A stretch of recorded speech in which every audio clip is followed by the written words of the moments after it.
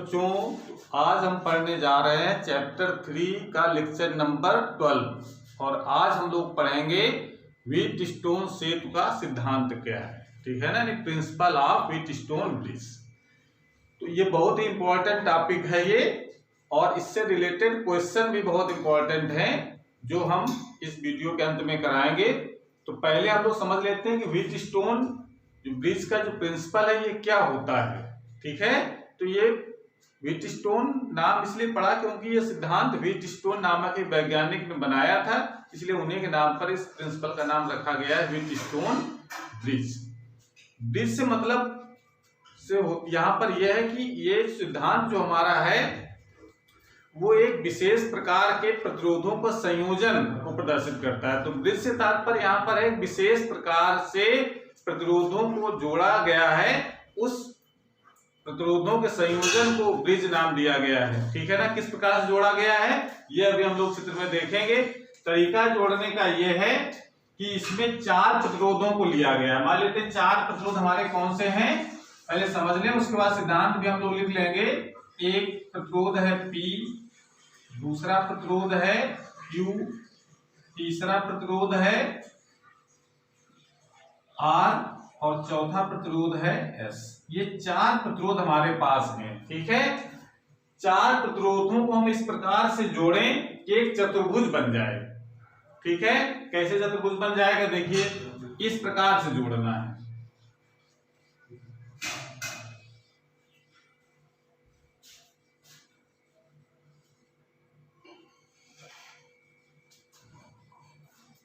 इस प्रकार से चतुर्भुज हम लोग बना लेंगे ऐसे करके, यानी P, Q, R और S। चतुर्भुज कौन सा बना लिया हम लोगों ने, A, B, C और D। ये चतुर्भुज बना लिया। ठीक है, चतुर्भुज में जानते हैं कोई भी चतुर्भुज अगर होता है तो उसमें 2 विकर्ण भी होते हैं। कौन से 2 विकर्ण होंगे, एक होगा AC, एक होगा BB। तो इन 2 विकर्ण जो होंगे उनमें से हम एक विकर्ण में धारामापी को लगा दें, यानी यहां पर हम लगा देते हैं एक धारामापी, जिसको हम लोग कहते हैं गैल्वेनोमीटर। और दूसरा जो विकर्ण बचा तो उसमें हम लगाएंगे एक सेल, धारा प्रवाहित करने के लिए इन प्रतिरोधों पर। तो सेल को हम ऐसे भी लगा सकते हैं यहां, ठीक है ना, यानी A और C के बीच में इसको कट, मतलब इसको ऊपर से ले जाकर के यहाँ जोड़ा जा सकता है। तो इधर थोड़ा कंफ्यूजन होगा, इसलिए हम इसको, इस तार को हम इधर से जोड़ेंगे, लेकिन लगे हैं A और C के बीच में ही सेल को लगाएंगे। तो इस प्रकार से हम यहाँ पर एक बैटरी को या सेल को जोड़ देते हैं। ठीक है, ये हमारा एक सेल है। तो ये जो व्यवस्था है इस तरीके की, इस व्यवस्था को कहते हैं व्हीटस्टोन सेतु। यानी 4 प्रतिरोधों को जोड़कर एक चतुर्भुज बना लें, चतुर्भुज के एक विकर्ण में धारामापी लगा दें। धारामापी क्या होता है, विद्युत धारा नापने का एक उपकरण होता है, इसमें धारा प्रवाहित हो रही है कि नहीं प्रवाहित हो रही है। ठीक है, और एक दूसरे जो विकर्ण बचता है उसमें हम एक बैटरी जोड़ करके उसमें धारा प्रवाहित कर दें। तो ये व्यवस्था हमारी पूरी कहलाती है व्हीटस्टोन सेतु।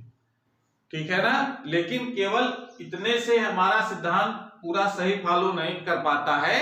इसमें शर्त भी है कि अगर हम, जैसे मान लेते हैं इससे अगर धारा प्रवाहित करें, हम इस सेल से मान लेते धारा I प्रवाहित हो रही है, तो यहाँ पर धारा बटेगी, यहां पर धारा कुछ बटेगी और कुछ इधर जाएगी, कुछ इधर जाएगी।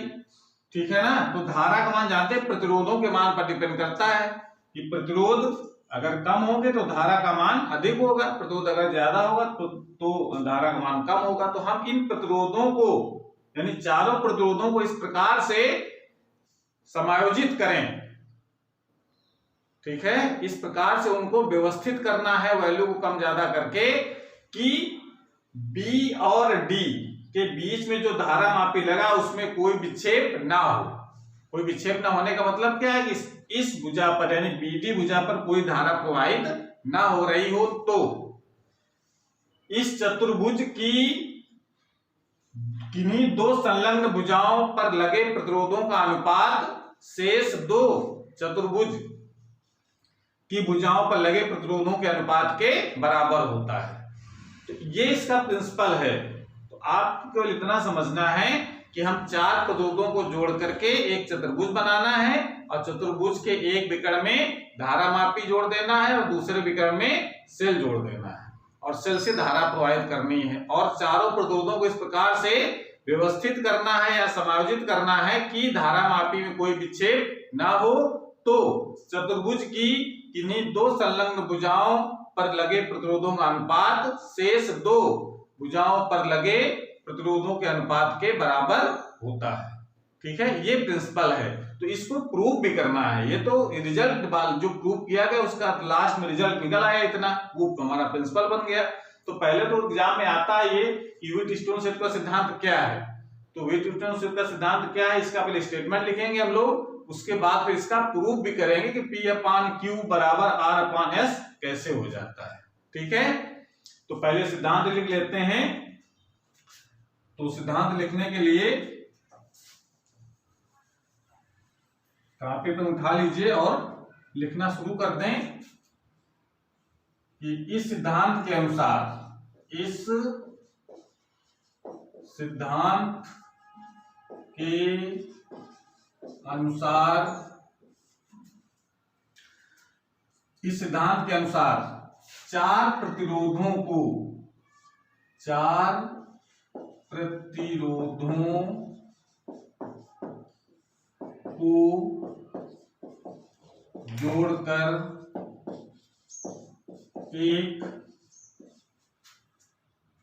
जोड़कर एक चतुर्भुज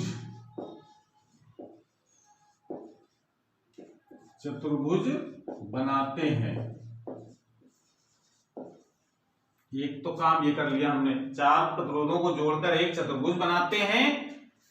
उसके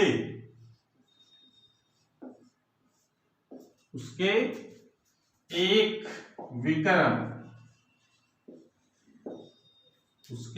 विकर्ण में धारामापी, इसको हम लोग जी से लिख रहे हैं, एक विकर्ण में धारामापी जोड़ते हैं। चलो इतना लिख लेते हैं कि एक विकर्ण में धारामापी तथा दूसरे विकर्ण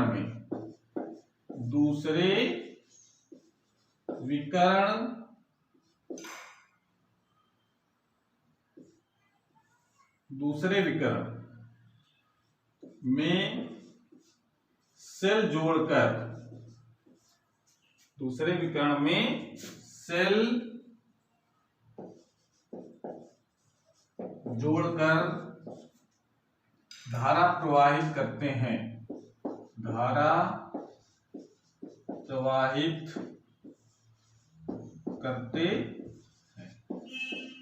कितना काम तो करना है ये। ठीक है, दूसरे विकर्ण में सेल जोड़कर धारा प्रवाहित करते हैं और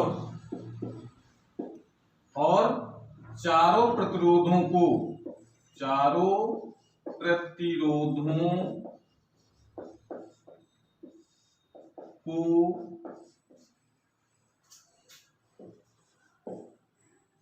इस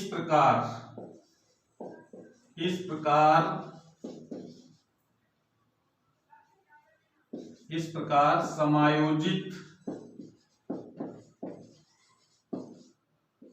समायोजित करते हैं कि धारामापी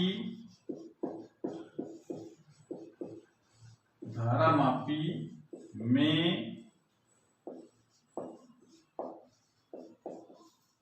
कोई विक्षेप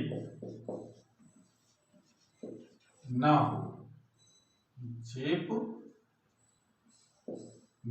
हो तो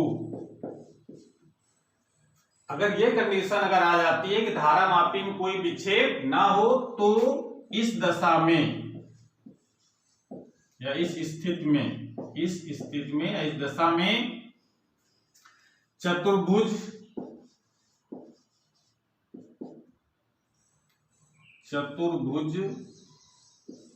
की किन्हीं दो संलग्न भुजाओं में लगे प्रतिरोधों का अनुपात शेष दो संलग्न भुजाओं पर लगे प्रतिरोधों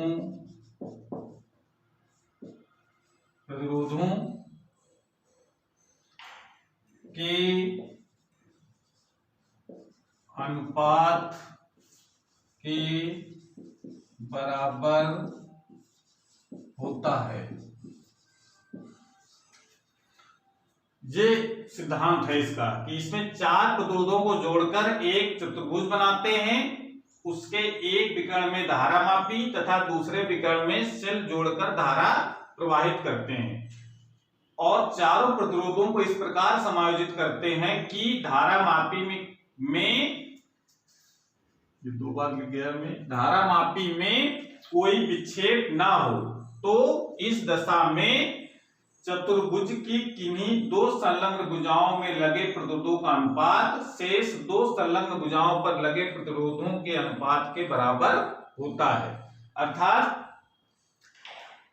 यह जैसा कि एक चित्र दिख रहा है उसमें संलग्न भुजाएं कौन सी हो गई, पी क्यू एक संलग्न भुजा हो गई, इनका अनुपात, दूसरा आर एस ये दो संलग्न भुजाएं हो गई, इनका अनुपात, या इसको हम लोग ऐसे लिख सकते पी अपॉन क्यू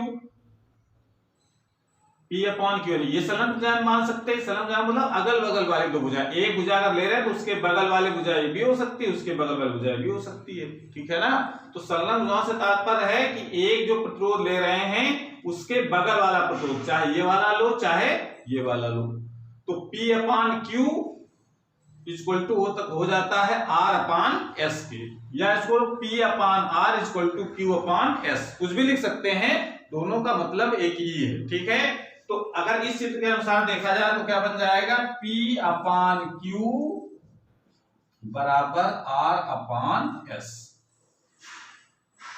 ये शर्त है इसकी, लेकिन ये तभी होता है जब धारामापी में कोई विक्षेप ना हो रहा हो तब, ठीक है ना। तो इसको प्रूव भी करना है कि अगर विक्षेप ना हो तब हम कैसे कह सकते हैं कि इनका अनुपात बराबर होगा, ठीक है। तो प्रूवमेंट करने के लिए हम लोग किरचॉफ के नियम का यूज करते हैं, तो पहले इसको नोट कर लें, उसके बाद हम इसका प्रूव भी करेंगे।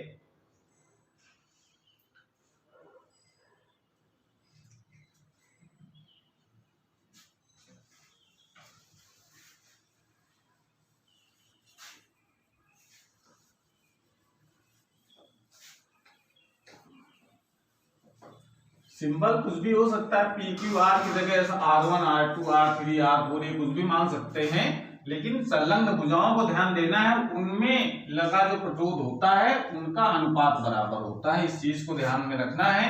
सिंबल से कोई प्रभाव नहीं पड़ता है, चाहे पी क्यू आर एस मान लें चाहे R1 R2 R3 R4 भी मान सकते हैं। तो इसका देखिए उत्पत्ति कैसे हम लोग करते हैं, प्रूफ कैसे करेंगे। तो हम प्रूफ के लिए तो मान लेते हैं, जैसे ये चित्र बनाया हमने ऐसा चित्र बनाते हैं, तो इसको जरा भाषा लिख लें हम लोग कैसे चित्र बनाया कि माना चार प्रतिरोध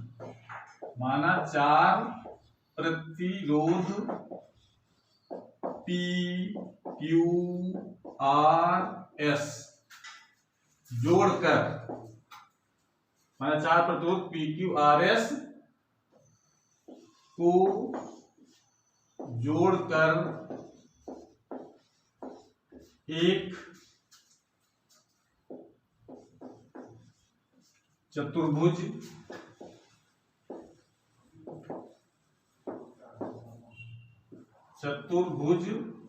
ABCD बनाते हैं। ठीक है, ABCD ये चतुर्भुज बना दिया। ठीक है, एक विकर्ण में हमने जोड़ दिया धारामापी और दूसरे विकर्ण में जोड़ दिया एक सेल। अब जब सेल जोड़ दिया तो क्या हुआ, देखो इसमें इस सेल से मान लेते हैं धारा चली आई, यहां से दो भागों में बटेगी। ये हमने बताया था जब हम यहाँ पर प्रूफ कैसे कर रहे हैं हम लोग, किरचॉफ के नियम की सहायता से। और किरचॉफ के नियम लगाने का तरीका बताया था। सबसे पहले क्या करते हैं हम लोग, उस परिपथ में धारा का वितरण करते हैं। ठीक है, तो पहले धारा को वितरित कर लीजिए सब जगह पहले। तो मान लेते हैं धारा यहां से चली आई सेल से, यहां पर पहुंचेगी, यहां से दो भागों में बढ़ जाती है। इधर मान लेते हैं धारा जाती है I1 और इधर जाती है धारा I2। ठीक है, अब देखो यहां से आगे जाएगी तो फिर दो भागों में बटेगी। तो इधर मान लेते हैं धारा मापी जो धारा जा रही है उसको हम लोग लिख लेते हैं IG। अभी धारा जा रही है, अभी हमने इसको क्या किया है, कोई समायोजित नहीं किया है। ठीक है ना, अभी केवल ऐसे जोड़ करके बस धारा प्रवाहित करने लगे। तो कुछ पार्ट तो धारा के इधर भी जाएगा, लेकिन कब जाएगा, जब यह माना जाएगा कि B जो है, B का जो विभव है वो D से ज्यादा है, यानी B जो है उच्च विभव पर है और D निम्न विभव पर है। ठीक है ना, तो चूंकि धारा का प्रवाह जानते हैं हमेशा उच्च विभव से निम्न विभव की ओर होता है। तो इधर से धारा का कुछ पार्ट गया जो I1 धारा इधर आ रही थी, बिंदु B पर पहुंचने के बाद ये दो भागों में बट जाएगी। तो इधर IG जाएगी, तो इधर कितनी बचेगी, जरा संधि का नियम लगाओ। तो इधर I1 जा रही थी, I1 जाने के बाद IG इधर आई, तो इधर कितनी जाएगी, I माइनस IG। ठीक है, जो संधि का नियम है उसके हिसाब से डिस्ट्रीब्यूशन कर लिया हमने। अब देखो इधर से ये धारा आ रही है IG और इधर से आ रही है I2, यहां पर पहुंचने के बाद इधर धारा कितनी हो जाएगी मिलकर के, I2 प्लस IG, ये हो जाएगा। अब जरा देखो ये I1 है, इधर ये I1 माइनस IG हो गई। अब देखो ये I1 माइनस IG इधर से आ रही है धारा, और ये I2 प्लस IG, जो IG इधर से आ रही थी, I2 इधर से दोनों मिल गई, तो I2 प्लस IG इधर जाएंगी। और जब C पर दोनों पहुंचती हैं तो दोनों जुड़ जाएंगी। जुड़ने के बाद क्या होगा, देखो जब दोनों जोड़ेंगे, कर देखिए जोड़ेंगे तो कौन को धारा जोड़ेंगे, I1 minus IG plus I2 plus IG, ये तो जुड़ेंगे धारा है। देखिए IG से कैंसिल हो, क्या बचेगा हमारे पास, I1 प्लस I2। तो I1 प्लस I2 किसके बराबर है, यहां से देखो I1 प्लस I2, ये I धारा दो भागों में बटी थी और ये दोनों जुड़ जाएंगे तो क्या बचेगी, I। समझ में आ रहा है, तो इसका मतलब है कि I1 प्लस I2 जो होगा वो किस बराबर हो जाएगा, I के। तो सेल से धारा हमने I निकाली थी और उसको बांट करके हमने सेल को I धारा वापस कर दी। ये कॉन्सेप्ट है डिस्ट्रीब्यूशन का, कि जितनी सेल से धारा लें उसको सेल को उतनी धारा वापस कर दें। ठीक है, तो इस प्रकार से ये डिस्ट्रीब्यूशन हमने कर लिया। बात समझ में आ रहा है। उसके बाद अब जरा हम यहां पर किरचॉफ का नियम लगाने जा रहे हैं इस बंद पास में, ABDA, ये बंद लूप में लगाते हैं। ठीक है, तो बंद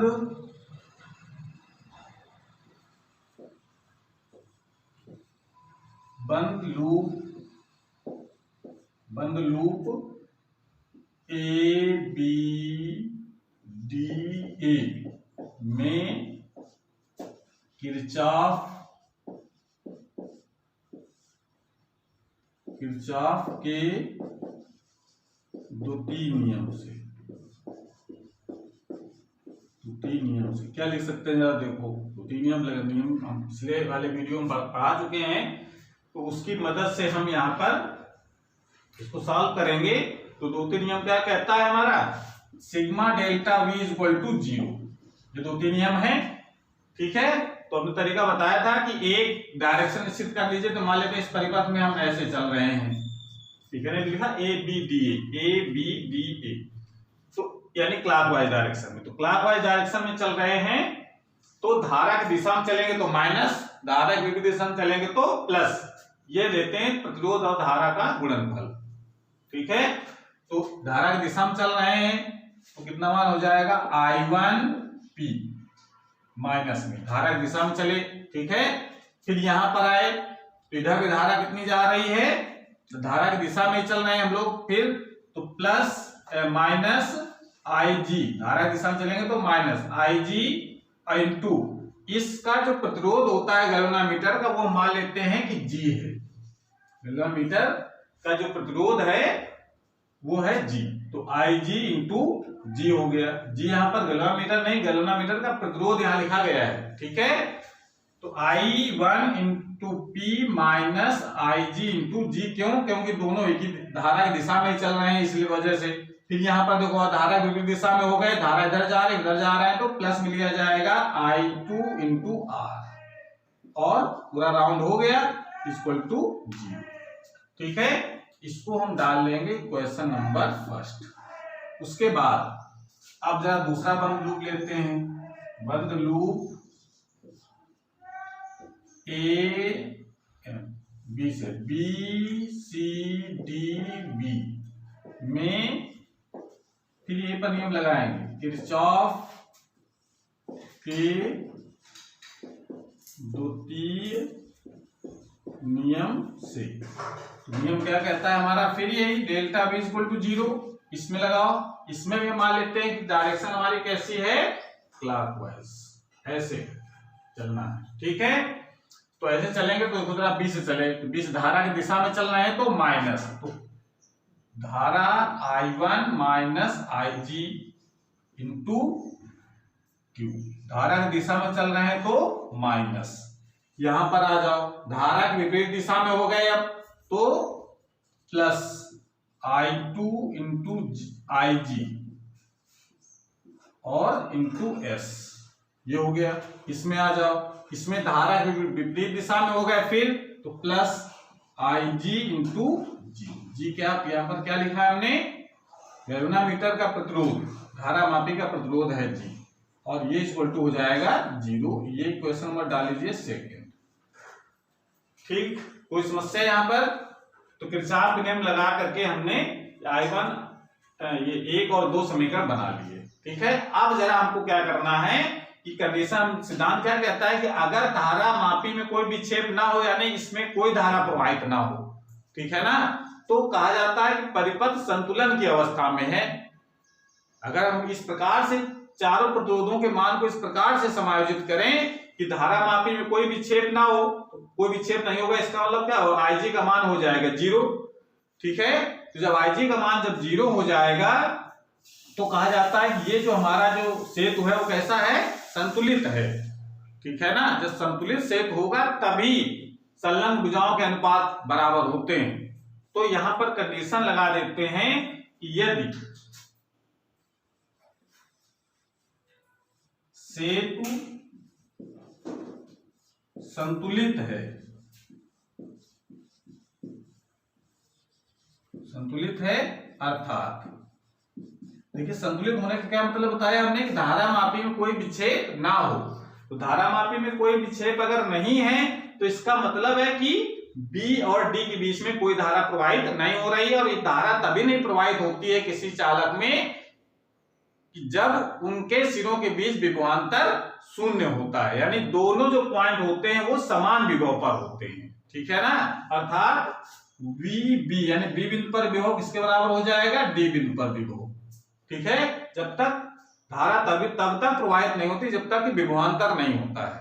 ठीक है ना, यानी दो बिंदु हो, दोनों पर अलग अलग विभव हो, एक पर ज्यादा एक पर कम हो, तभी धारा का प्रवाह होगा। अगर एक पर 20 दूसरे पर 20, दोनों विभव समान हो गए, अंतर हो गया 0, कोई धारा प्रवाहित नहीं होती है। ये धारा प्रवाहित होने का एक गुण है। तो सेतु संतुलन में तो VB बराबर क्या हो जाएगा, VD, अर्थात अतः ये कब होगा, जब धारा I का मान 0 हो जाएगा। ठीक है, तो सेतु संतुलन की अवस्था में VB बराबर VD होगा, अतः Ig बराबर 0 हो जाएगा, उसमें कोई धारा प्रवाहित नहीं होगी। ठीक है ना, तो ये जरा Ig अगर संतुलन की अवस्था में परिपथ है तो Ig का मान हम समीकरण नंबर 1 और 2 में रख देंगे। रख दो जरा, Ig बराबर 0 समीकरण 1 व 2 पर रखने पर। ठीक है, समीकरण नंबर 1 और 2 अभी संतुलन की अवस्था में समीकरण नहीं बनाए गए थे, समीकरण ऐसे बना के धारा डिस्ट्रीब्यूशन करके। अब हम जरा संतुलन की अवस्था में, चूंकि व्हीटस्टोन जो प्रिंसिपल है व्हीटस्टोन ब्रिज का, वो यही कहता है कि धारा मापी में कोई विक्षेप ना हो, यानी बी और डी के बीच लगे हुए प्रतिरोध या गैल्वेनोमीटर में कोई धारा प्रवाहित ना हो रही हो, तब जो कहा जाता है कि संतुलन की अवस्था में है। ठीक है, संतुलन की अवस्था में है, तब हम 1 और 2 में हम Ig को 0 रख करके सॉल्व करेंगे। तो रखो जरा समीकरण नंबर 1 में पहले रखो, तो देखिए यहां पर ये माइनस I1P और ये I0 0 हो गया, प्लस I2R, या इसको लिख सकते हैं I1P is equal to I2R, ये लिख सकते हैं। इसको डालिए समीकरण नंबर 3। ये तो समीकरण नंबर 1 से हो गया। अब समीकरण नंबर 2 से जरा देख लो, इसी बगल में बना देते हैं हम लोग। समीकरण नंबर 2 में रखेंगे तो क्या हो जाएगा, ये Ig 0 हो गया, माइनस I1Q ये बचेगा। ठीक है, Ig यहां पर 0 हो गया तो क्या बचेगा, माइनस I1Q। यहां पर Ig 0 हो गया तो क्या बचेगा, प्लस I2S, और ये Ig 0 हो गया तो ये पूरा पार्ट 0 हो गया, बराबर 0 बचा। या इसको लिख सकते हैं I1Q is equal to I2S, पक्षांतर कैसे लिखा जा सकता है, इसको डालेंगे समीकरण नंबर 4। यहां तो कोई समस्या है? ठीक है, कोई समस्या नहीं है। चलिए इसको नोट कर लें, उसके बाद इसको आगे और सॉल्व करते हैं।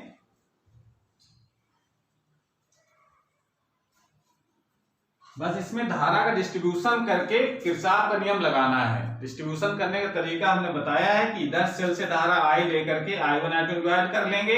इधर जो धारा I1 जो जाएगी वो 2 भागों में फिर बट जाएगी। इधर Ig मान लेते हैं जा रही है, इधर जा रही है I1 माइनस Ig। इधर से I2, इधर से Ig मिल करके फिर I2 प्लस Ig हो जाएगी, और इधर जब दोनों जुड़ जाएंगे तो I1 प्लस I2 जो I के बराबर है, और ये I धारा सेल में दी जाएगी। ठीक है, इस प्रकार से हम किरचॉफ का नियम यहां पर लगा करके ये समीकरण बना लेते हैं 1 2 3 4। ठीक है ना, 3 और 4 हम तब बनाते हैं जब ये मान लेते हैं कि धारा मापी में कोई विक्षेप नहीं आ रहा है, यानी कोई धारा प्रवाहित नहीं हो रही, तो Ig बराबर 0 रख करके 1 और 2 को हम इस प्रकार से 3 और 4 में कन्वर्ट कर लेते हैं। ठीक है, समझ गए? चलो नोट कर लो, उसके बाद इसके आगे और किया जाए।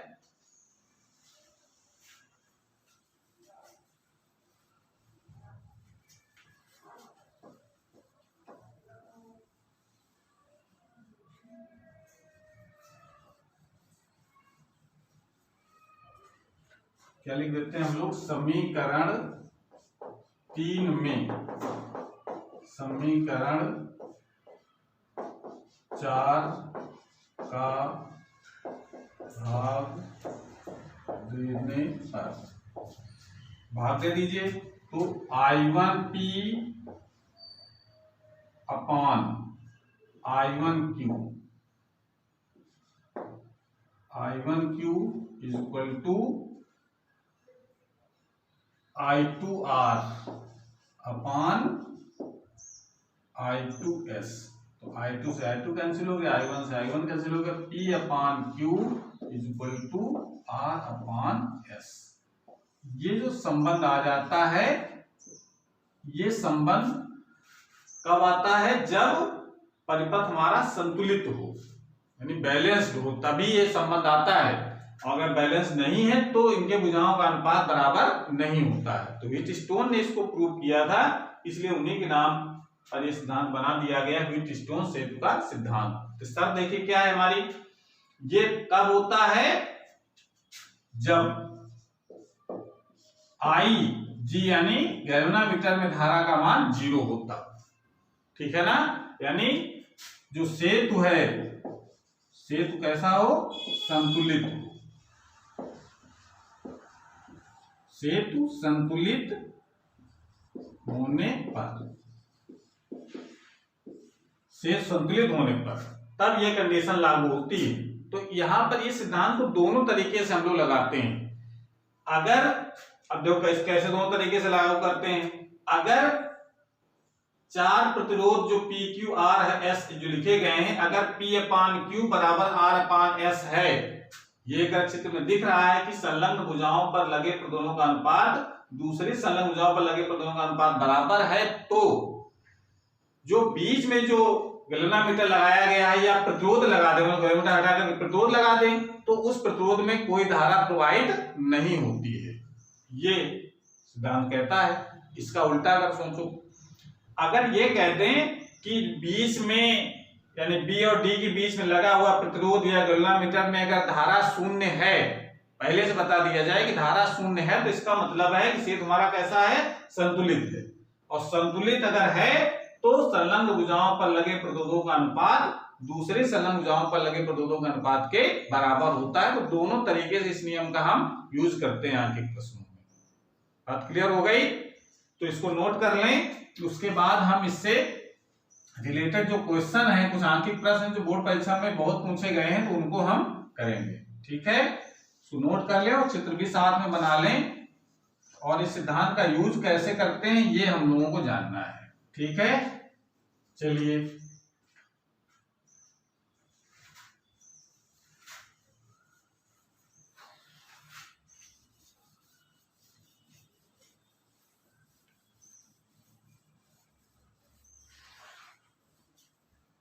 तो पहला क्वेश्चन है हमारा,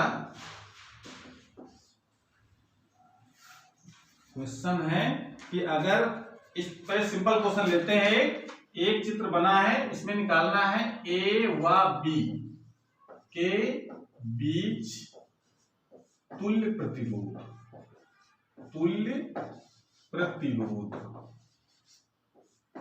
ज्ञात कीजिए। सभी में हमको एक प्रश्न है, ए और बी के बीच तुल्य प्रतिरोध ज्ञात कीजिए। सर्किट हम अलग अलग बनाएंगे, लेकिन सभी में हमको प्रतिरोध ही बताना है। सर्किट हमारा कैसा बना है, इसमें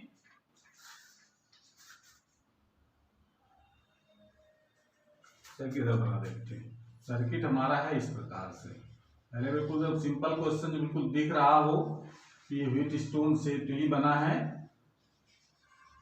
ताकि इसकी बेसिक समझ में आ जाए। उसके बाद फिर हम लोग थोड़े से कठिन क्वेश्चनों को भी करेंगे। ठीक है, तो ये हमारे ये एक बना हुआ है सर्किट, इसमें बीच में भी एक प्रतिरोध लगा है। वैल्यू है इसकी 2 ओम, 4 ओम, 6 ओम और 12 ओम, और ये है 16 ओम। कैसा है, 16 ओम का प्रतिरोध है। तो कह रहा है ए और बी के बीच कितना तुल्य प्रतिरोध होगा, ये ज्ञात करना है। ठीक है, तो अब इसका सलूशन जरा देखो। ये तो ध्यान से देखो कि ये चतुर्भुज बना है, और चतुर्भुज के एक विकर्ण में ये एक प्रतिरोध लगा है, ठीक है ना, और उसकी जो भुजाएं हैं उन पर लगा हुआ है 2 ओम, 6 ओम, 4 ओम और 12 ओम। तो इसका मतलब है कि ये हमारा जो प्रतिरोध है ये P का काम करेगा, ये प्रतिरोध है ये Q का काम करेगा, ये प्रतिरोध है ये R का काम करेगा, और ये प्रतिरोध है ये S का काम करेगा। ठीक है, और इसका नाम भी हम लोग ले लेते हैं ए बी, और C और D ये लिखते हैं। तो C और D ये विकर्ण पर लगा हुआ प्रतिरोध हो गया। ठीक है, दूसरे विकर्ण के सिरों के बीच हमको प्रतिरोध ज्ञात करना है। तो प्रतिरोध ज्ञात करने के देखो, इसमें चतुर्भुज की अगर भुजाओं का अनुपात पहले निकालो, यानी यहाँ पर पहले हम लोग यही चेक कर लेते हैं। देखिए अगर ऐसे ए और बी के बीच तुल्य निकालना है, तो देखिए इसमें यह नहीं पता चल रहा कौन श्रेणी क्रम कौन समांतर क्रम है। जो हम लोगों ने संयोजन पढ़ा है प्रतिरोधों का, प्रतिरोधों को संयोजन में हम लोगों श्रेणी क्रम और समांतर क्रम 2 प्रकार के पढ़े हैं। या तो मिश्रित क्रम है, तो मिश्रित क्रम में क्या होता है, कुछ श्रेणी क्रम कुछ समांतर क्रम में लगे होते हैं। लेकिन यहाँ पर हमको ये नहीं पता चल पा रहा है कि कौन श्रेणी क्रम है और कौन समांतर क्रम है। भाई देखो यहाँ से धारा चली, अगर मान लेते हैं इसको ए और बी को बैटरी जोड़ दिया, धारा सेल से निकलेगी, ए पे जाएगी, ए से यहाँ पर पहुंचेगी, दो भागों में बटेगी, दो बार इसका अब ये दो भुजाएं तो समांतर क्रम में कह सकते हैं हम अभी। लेकिन आगे चल करके जब यहाँ पर देखो फिर दोनों यहाँ पर धारा फिर बट गई, ठीक है, तो जब यहाँ धारा बट गई तो इसका मतलब क्या है कि ये दोनों भी समांतर क्रम में नहीं है। क्यों? क्योंकि भाई समांतर क्रम तभी होता है जब ये दोनों प्रतिरोध दूसरे एक ही बिंदु से जुड़े हों, तब मानी ए सी और डी दोनों एक ही बिंदु से हो जाए तब तो समांतर क्रम कहेंगे। ये फिर अलग अलग बिंदु हो गए, यहाँ पर धारा फिर बट गई, इसका मतलब ये दोनों फिर समांतर क्रम हो गए। लेकिन समांतर क्रम में अभी तो शुरुआती दौर का समांतर क्रम कर रहे हैं, धारा बट रही है, लेकिन आगे जाकर के दोनों एक ही बिंदु से अगर जुड़े होते ही ये प्रतिरोध ना लगा होता तब कहते हैं समांतर क्रम में है। तो इस वजह से ये न श्रेणी क्रम में लगे हैं न समांतर क्रम में लगे हैं। तो हम कैसे कहेंगे कि इसका तुल्य प्रतिरोध कैसे निकाला जाए? भाई श्रेणी क्रम में लगे हो तो श्रेणी क्रम का सूत्र लगा दें, समांतर क्रम में लगे समांतर का सूत्र लगा दें, ऐसे पता नहीं चल पा रहा है। तो ये मान के चलिए जब न पता चल पा रहा हो उसमें उस परिपथ में 5 प्रतिरोध लगे हों, लगभग 5 या 6 भी हो सकते हैं, तो 5 या 6 प्रतिरोध लगे हो तो आपको तुरंत सोचना है कि वो व्हीटस्टोन ब्रिज तो नहीं बना है, ठीक है ना। ये लगभग ये 90% क्वेश्चनों में ऐसा होता है कि अगर 5 प्रतिरोध लगे हैं तो वो व्हीटस्टोन ब्रिज का ही लगभग वो परिपथ बना होता है। तो जब परिपथ उसको बना लें व्हीटस्टोन ब्रिज के जैसा, उसके बाद फिर इनका संलग्न भुजाओं का अनुपात चेक कर लें कितना है। तो अगर हम देख रहे हैं यहाँ पर P/Q बराबर R/S, जरा देखो तो P/Q, P का मान 2, PQ का मान है 6, यहाँ पर R का मान है 4 और यहाँ पर है 12।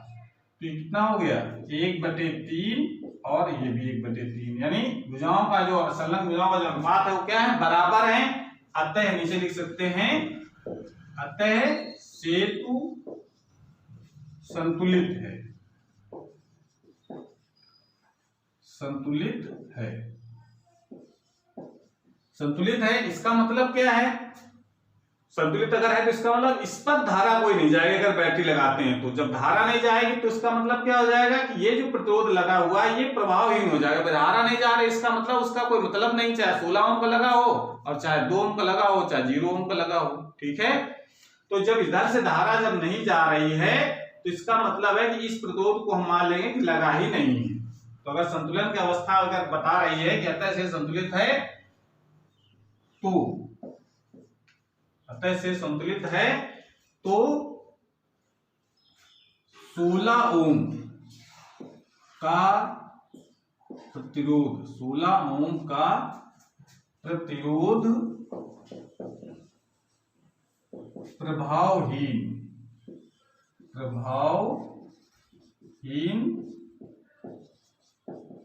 हो जाता है।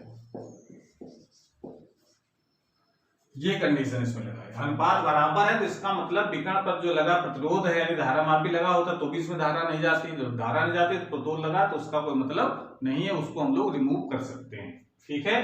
तो ये मान लिया जाए कि यहाँ पर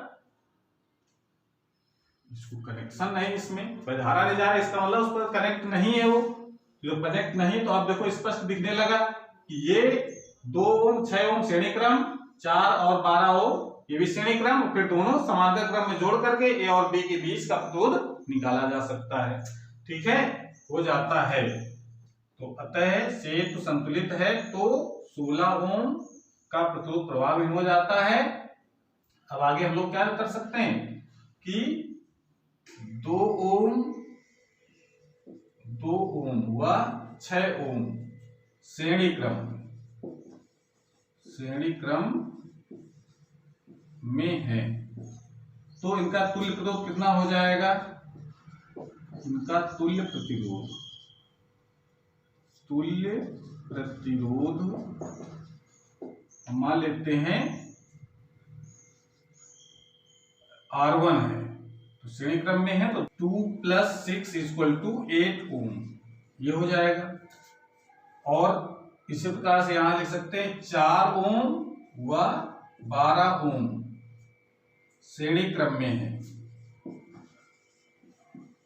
श्रेणी क्रम में हैं तो इनका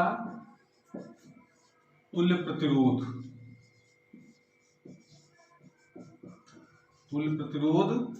R2 मान लेते हैं और ये हो जाएगा 4 + 12 = 16। ये हो गया। तो ए और बी, ए व बी के बीच तुल्य प्रतिरोध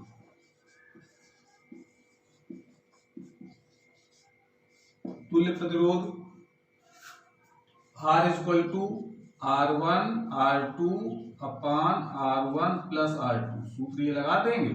R1 R2 की वैल्यू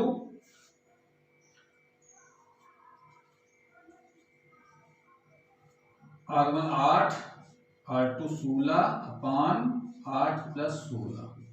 ये हो जाएगा 8 से 14 24, मल्टीप्लाई करना है।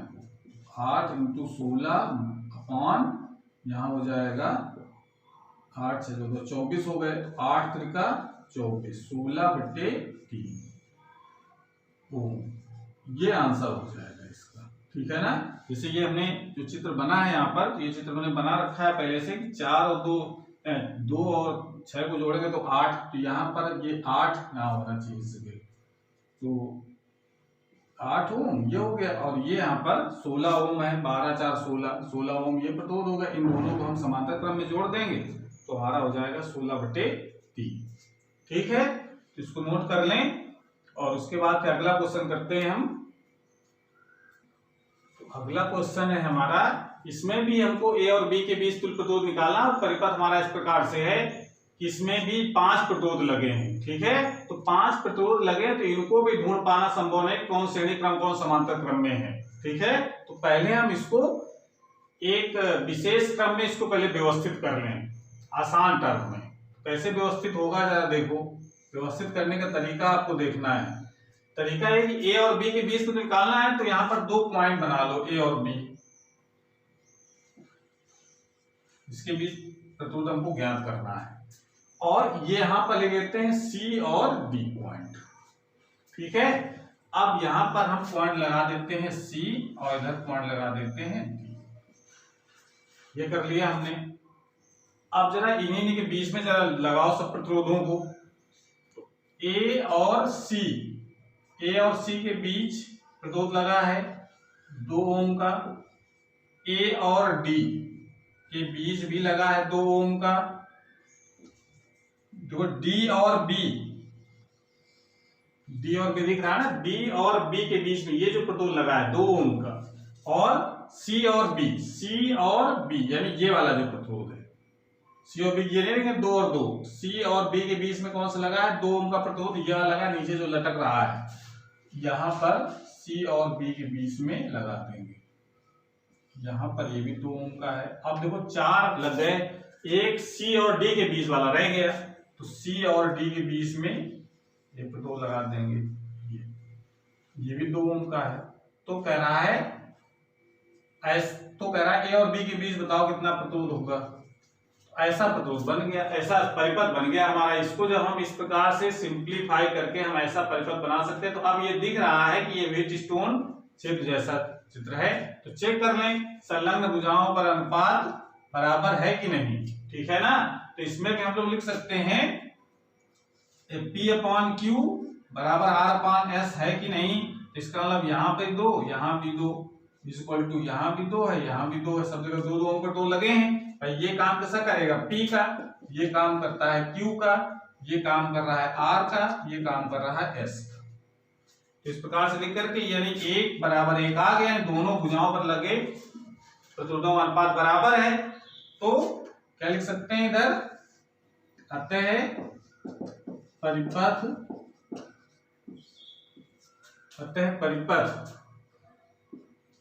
संतुलित है।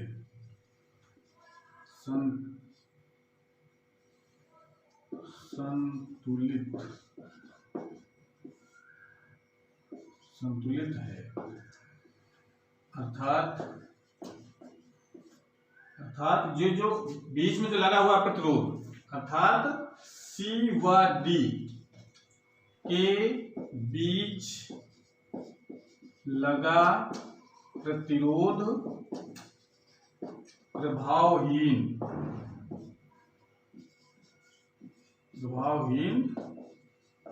हो जाएगा।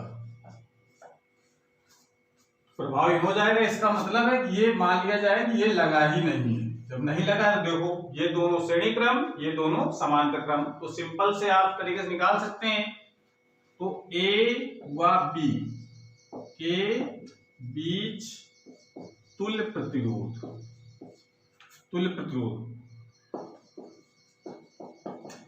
कितना हो जाएगा, R इज इक्वल टू, अब देखो इन दोनों को श्रेणी क्रम में जोड़ दो तो कैसा बन जाएगा, देखो इसको श्रेणी क्रम में जोड़ देंगे तो कुल मान कितना आ गया, 2 और 2 4, और इन दोनों को श्रेणी क्रम में जोड़ देंगे, नीचे वालों को 2 और 2 4, तो ये भी 4 ओम हो गया, और इस प्रकार से बन जाएंगे। अगर इन दोनों को श्रेणी क्रम में जोड़ोगे तो ऐसा परिपथ दिखेगा। अब ये दोनों कैसे होंगे, समांतर क्रम, तो ए और बी के बीच कितना प्रतिरोध हो गया, सूत्र हम जानते हैं R1 R2 अपन R1 plus R2, R1 R2 यहाँ 4 4 हैं, तो R इक्वल टू कितना हो जाएगा, 4 इंटू 4 बटे 4 धन 4, यानी 4 चुको 16 बटे 8, आज कितना हो गया,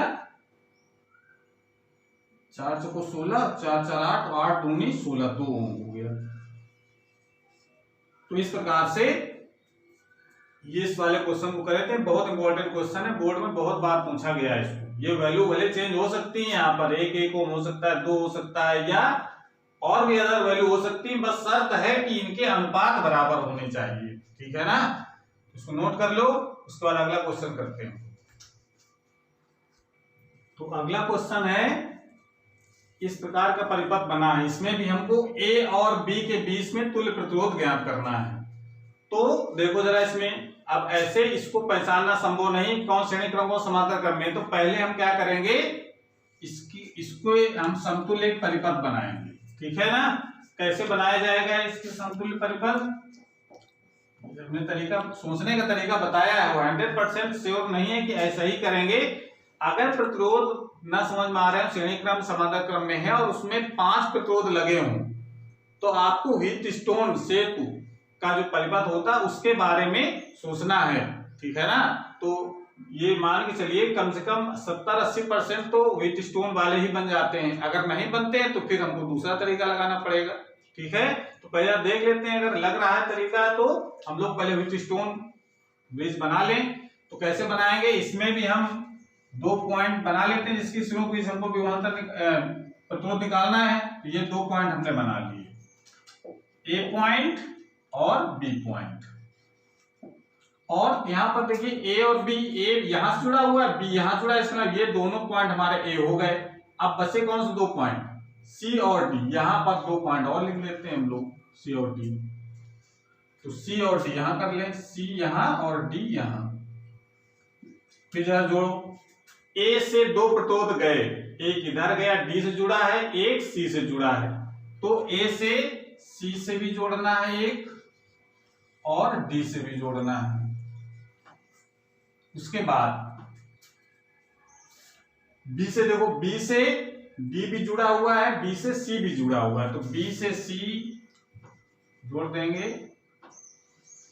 और बी से डी को भी जोड़ देंगे। ये सब ए के ओम के प्रतिरोध हैं। और अब क्या कौन सा बचा, बी और सी और बी, सी और बी के बीच जुड़ा हुआ है, सी और डी, सी और डी के बीच में नहीं जुड़ा है, तो यहां पर जोड़ देते हैं। सी और डी के बीच में भी 1 ओम का प्रतिरोध लगा है, ये वाला यहां पर। अब जरा देखो ये, अब देखो इनकी संलग्न भुजाओं का अनुपात बराबर है कि नहीं। अब ये व्हीटस्टोन ब्रिज दिख रहा है हमको, अब संतुलित है कि नहीं ये हमको चेक करना है। तो संतुलित करने क्या करें हम लोग, इसको मान लेते हैं P, इसको मान लेते हैं Q, इसको मान लेते हैं R, इसको मान लेते हैं S। तो P अपान Q बराबर R अपान S, ये करके चेक कर लें। 1/1 इज इक्वल टू 1/1, यानी 1 इज इक्वल टू 1 आ जाएगा। इसका मतलब है यह परिपथ या यह सेतु, कुछ भी लिख सकते हैं, यह सेतु संतुलित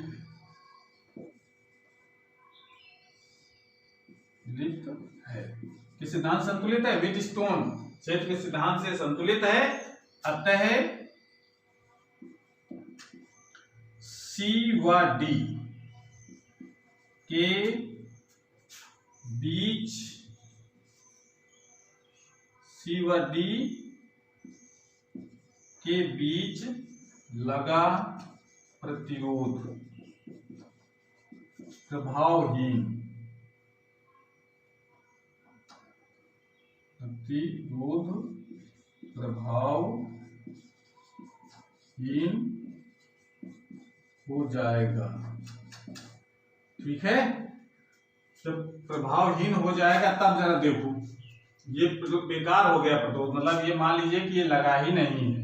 जब लगा नहीं तो कौन सी स्थिति बन गई, एक एक जुड़ करके श्रेणी क्रम में क्या बन गए, 2 ओम, और इधर भी नीचे वाले भी जुड़ करके 2 ओम बन गए। बिल्कुल आसान क्वेश्चन हो गया, पिछले जैसे क्वेश्चन जैसा है बन गया। ये बन गया हमारा 2 ओम और ये बन गया 2। ठीक है, इसका और सरल परिपथ हमने बना दिया, इन दोनों को श्रेणी क्रम, इन दोनों को श्रेणी क्रम में जोड़ करके। अब ए और बी के बीच कितना प्रतिरोध हो गया, ए व बी के बीच तुल्य प्रतिरोध। तुल्य प्रतिरोध कितना हो जाएगा, R इक्वल टू, अब यहां से देख सकते हैं R equal to R1 R2, formula तो हम लोग जानते हैं, लगा देंगे फिर। तो R इक्वल टू कितना हो गया, 2 into 2 upon 2 प्लस 2, यानी 2 2 जा 4 और 4 कैंसिल हो गया, R इक्वल टू 1। ये आंसर समझ में आ रहा है। तो इस प्रकार से इस क्वेश्चन को कर लेंगे। तो इसको तो प्रैक्टिस करेंगे, बहुत सारे क्वेश्चन ऐसे दे रखे हैं बुक में, इसको लगाने का प्रयास करेंगे। अब हम एक क्वेश्चन ऐसा करेंगे जो संतुलित नहीं होगा, उसको कैसे करते हैं। एक क्वेश्चन करेंगे जो बहुत ही महत्वपूर्ण भी है और तरीका भी आप सीख जाएंगे कैसे करते हैं। अगर संतुलित परिपथ नहीं है तो ए और बी के बीच कैसे प्रतिरोध का मान निकाला जाएगा। अगला क्वेश्चन है हमारा, इसमें भी हमको ए और बी के बीच तुल्य प्रतिरोध निकालना है, यानी ए और बी यहाँ पर पॉइंट है। ठीक है, तो ए और बी के बीच कितना प्रतिरोध है ये ज्ञात करना है। तो इसके लिए अब देखो जरा ध्यान दो, वैसे देखने में लग रहा है कि ये व्हीटस्टोन ब्रिज बना हुआ है और बना भी है व्हीटस्टोन ब्रिज, लेकिन ये संतुलित नहीं है।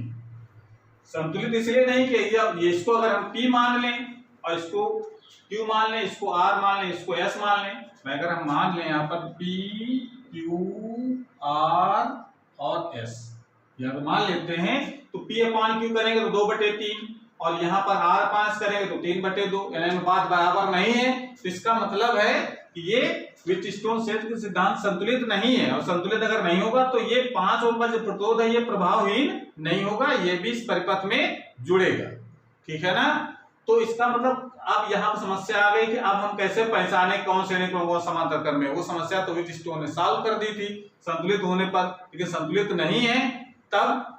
तो उसका तरीका देखिए क्या कैसे हम लोग करते हैं, जब संतुलित परिपथ ना हो तब हम इसको कैसे सॉल्व करते हैं।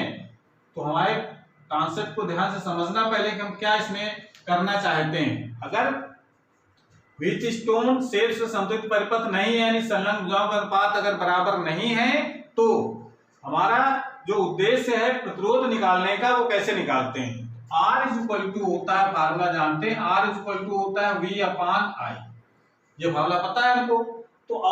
तो यहां से हम इस फार्मूले की मदद लेंगे कि ये हमको पता है कि ए और बी के बीच कितना विभवांतर लगाया गया है, इससे कितने वोल्ट की बैटरी है 3.7 वोल्ट। तो बी हमको पता है, आई निकालने के सेल से कितनी धारा निकल रही है, अगर ये निकाल लेते हैं तो V अपान आई करके R का मान निकल आएगा, ए और बी के बीच कितना प्रतिरोध लगा है। ठीक है ना। तो हमारा पूरा कॉन्सेप्ट होगा कि सेल से निकलने वाली धारा का मान कैसे निकाला जाए।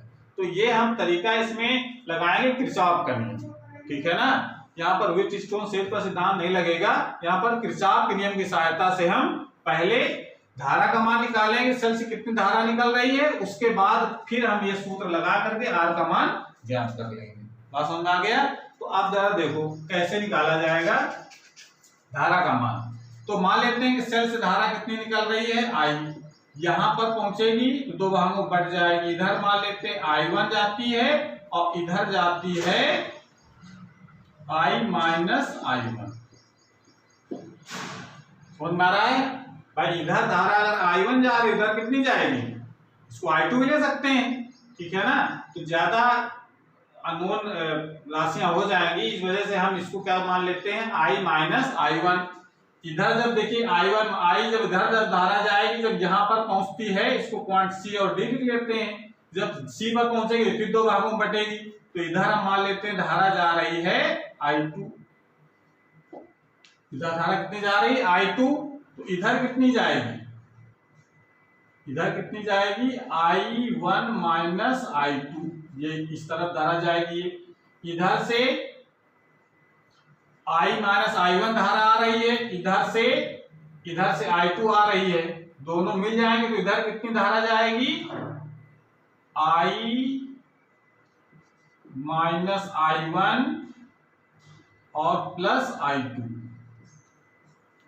इधर देखो क्या किया हमने, देखो यहां सेल से धारा I ली, I को दो भागों बांट लिया, इधर गई I1, इधर जो बचेगी वो इधर जाएगी, तो कौन सी बचेगी, I माइनस I1, ठीक है। इधर चली जा रही D पर पहुंची, इधर जो I1 धारा जा रही है दो भागों फिर बढ़ जाएगी, C पर जाने पर कुछ इधर जाएगी B की तरफ और कुछ जाएगी D की तरफ। तो D तरफ जाने वाली धारा को I2 मान लिया हमने, तो जब I2 मान लिया तो B की तरफ कितनी धारा बचेगी, I1 माइनस I2। भाई I1 आ रही थी, इधर चली गई I2, तो इधर कितनी बचे, I1 माइनस I2।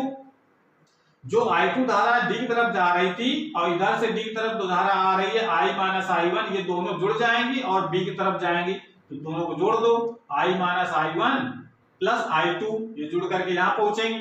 अब देखिए यहाँ पर जब B पर पहुंचेंगी तो B पर धारा देखिए ये आ रही है I1 माइनस I2 और प्लस ये ऐड कर दोगे, इसको देख लो जरा, I1 माइनस I2 उधर से आई, प्लस इधर से आ रही है I minus I1 plus I2। तो देखो इसमें कुछ कट रहा है, ये इससे कट जाएगा और ये इससे कट जाएगा, तो कितना बचेगा I। इसका मतलब इधर धारा कितनी जाएगी, I। सब जुड़ जाएंगे, धारा कितनी हो गई I, और I हमने सेल को वापस कर दी। सेल से धारा I ली थी हमने, सेल को धारा I वापस कर दी, जिसका नाम हमारा डिस्ट्रीब्यूशन पूरा कंप्लीट हो गया। ठीक है, बात समझ गए। उसके बाद अब हम लोग क्या करते हैं इसमें, बस फिर से आपने लॉ करने के लिए हम लोग बंद लूप लेंगे। इसमें बंद लूप कौन से लेंगे, तो बंद लूप का नाम लिख लें हम लोग, बंद लूप ACDA में Kirchhoff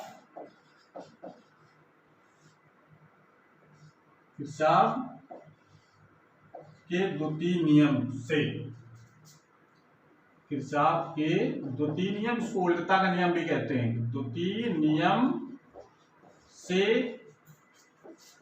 sigma delta V equal to क्या होता है, 0। Sigma delta V equal to 0 कर दो। हम ये डायरेक्शन चुन रहे हैं क्लॉकवाइज चलने की, तो इस धारा के दिशा में चलेंगे तो माइनस, तो क्या लिखा जाएगा 2 इंटू I1, ये हो जाएगा माइनस में। समझ गए, धारा की दिशा में चल रहे हैं तो जो विभव परिवर्तन होता है माइनस में लेते हैं, 2 इंटू I1, इधर चले ये भी धारा की दिशा में हुए हम, तो फिर माइनस लिया जाएगा 5 इंटू I2, इतना हो गया। इधर लौट करके आए, इधर फिर इधर चले, इधर चलेंगे तो अब धारा की दिशा में, धारा की विपरीत दिशा में हो गए, इधर चल रहे हैं हम और धारा चल रही इधर, तो प्लस में लिया जाएगा, प्लस 3I माइनस I1 और इक्वल टू हो गया 0। ठीक है, इसको थोड़ा सा रीअरेंज करो जरा, तो इसको लिख सकते हैं minus 2I1 minus 5I2 plus 3I minus 3I1 equal to 0। तो कितना हो गया ये हो गया 3 और 2 5, उसको उधर ले जाओ, प्लस के हो गए 5I1 और यहां बचता है 3 और 2 5, 3 और 2 5 माइनस, इसको उधर ले जाओ तो ये प्लस का हो गया 5I2 is equal to 3I। ये क्वेश्चन नंबर डाल ली हमने फर्स्ट, क्वेश्चन नंबर फर्स्ट डाल सकते। देखो सही से लिखा गया कि नहीं, 2i1 और 5i2 धारक दिशा में है, धारक दिशा में होगा 3i माइनस i1 प्लस में रखेंगे इक्वल टू 0। इसको किया है मल्टीप्लाई कर दिया अंदर 3i माइनस 3i1, 3 माइनस 3 और माइनस 5 हो गया, उसको उधर ले गया प्लस का, i2 उधर ले गया तो प्लस का, और ये डिग्री बना रहा 3i। ये क्वेश्चन नंबर फर्स्ट हो गया। ठीक है, उसके बाद दूसरा जो बंद लूप ले रहे हैं, बंद loop C B D C में या से लिख दीजिए, से किरचॉफ का इसमें भी नियम लगाना है दूसरा वाला, से sigma delta V equal to 0, इसमें भी करेंगे। इसमें भी एक चूज हमने कर लिया पाथ अपना क्लॉकवाइज, ए सी बी डी सी, इसमें भी चले। पहले जरा यहां चलो, सी से चल रहे हैं, धारा की दिशा में है तो -3i1 माइनस i2, ये हो गया। उसके बाद यहां पर आए, धारा की विपरीत दिशा में हो गए तो plus i minus i1 plus i2 और प्रतिरोध है 2 ओम, इतना हो गया।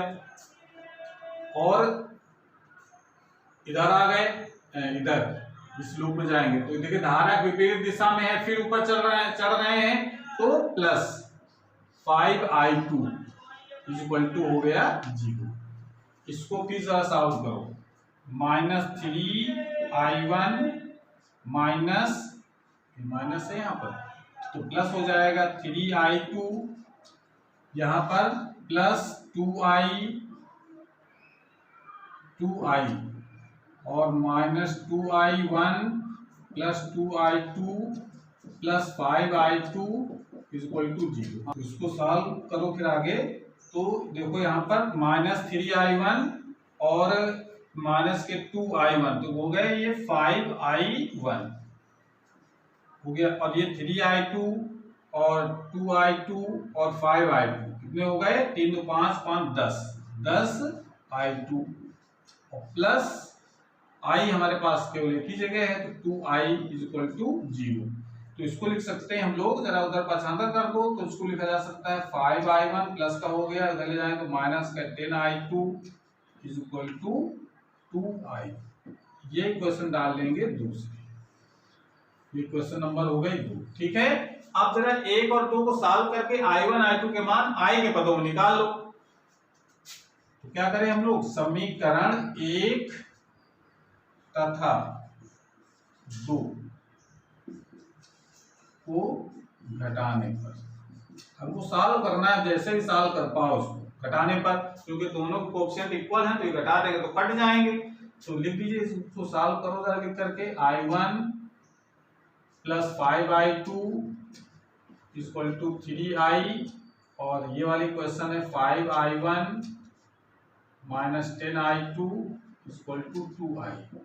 इनको हम घटाएंगे, चिन्ह बदल जाएगा, ये तो कैंसिल हो गया, यहाँ हो गए 10 और 5 15i2 बराबर i।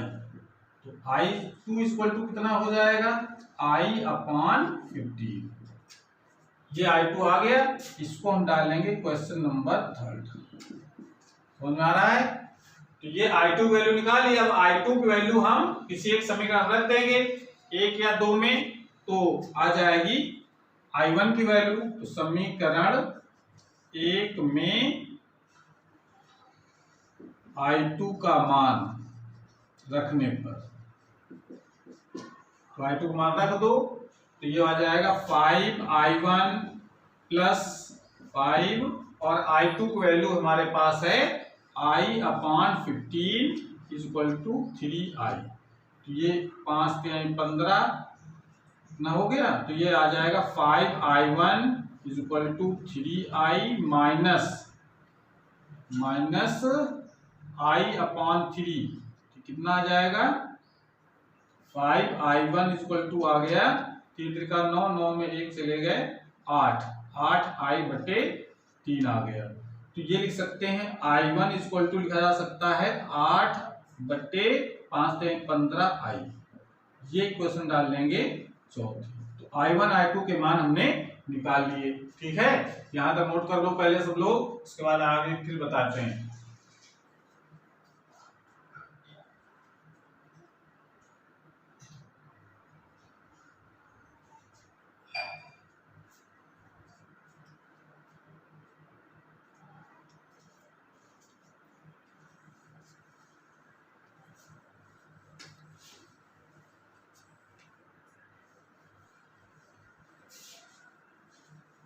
ये जो I1 I2 की जो वैल्यू हमने निकाली है, इसके लिए हम एक और समीकरण बनाएंगे और वो हम लूप लेते हैं। देखो इसमें कौन सा लूप लेंगे, एक बंद लूप एक और लेना पड़ेगा। A D B ये लेते A D B A C, sigma delta भी इसमें भी जीरो करना है, किरचॉफ का नियम ही लगाना है। अब A D B A ले सकते हैं या A C B A ले सकते हैं, कोई भी एक बंद परिपथ लेना है। फिर तो इसमें लगाओ जरा फार्मूला फिर किरचॉफ का। तो देखो इसमें धारा की दिशा में ऐसे चल रहे हैं, धारा की दिशा में चल रहे हैं तो माइनस, तो -3i माइनस I1 हो जाएगा, धारा की दिशा में हो गए। इसमें भी धारा की दिशा में हो गए तो -2i minus I1 plus I2 ये हो गया।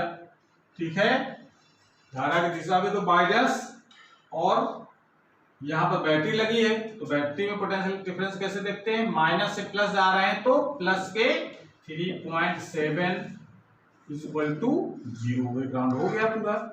ठीक है, तो इसको जरा सॉल्व करो फिर, तो इसको सबको उधर उठा ले जाओ तो प्लस के हो जाएंगे सारे ये, तो हो जाएगा 3i माइनस 3i1 इधर, इसको उधर ले जाए तो प्लस का हो गया है, plus 2i minus 2i1 plus 2i minus 2i1 plus 2i2 इधर ले गए हैं तो ये सब प्लस के हो जाएंगे, ये चिन्ह बदल जाएंगे प्लस के, और इसी इधर ही बना हुआ 3.7। इसको सॉल्व करके हम अब देखो इकट्ठा करो I1 I2 के मान, तो 3i माइनस I1 यहाँ पर है, दो जगह है तो I1 3 2 5 I1 हो गया, ये I भी दो जगह है तो यहाँ पर भी 5i हो जाएगा, ये 5i और माइनस 5i1 हो गया, और I2 है एक जगह प्लस 2i2 इक्वल टू 3.7। ये समीकरण बना लिया हमने, ये समीकरण डाल लेते हैं अगला 5 में। अब समीकरण 3 व 4 से I1 व I2 के मान रखने रख दो। 5i इसकी जगह तो i रहने दो, I1 की जगह I1 की वैल्यू कितनी निकाले हम लोगों ने, 5 गुणते 8/15 और i प्लस 2i2 की वैल्यू है 2 तो रहेगा, इंटू I2 वैल्यू है i/15 इक्वल टू 3.7। तो ये हो जाता है, i को कॉमन ले लो, अंदर क्या बचेगा, ये तो इसको यहाँ से कट जाएगा, 5 3 15 5 और यहाँ बचेंगे 8/3 और यहाँ बचेंगे प्लस 2/15 इक्वल टू 3.7 ये आ गया।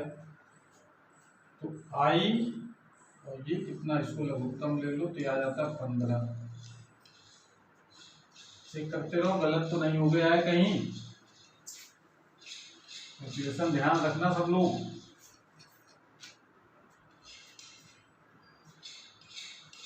यहाँ होता तो 3 नहीं, ये 15 × 75 हो जाएगा, ये माइनस यहाँ पर आता है 5 तिरपट 15 5 8 40 प्लस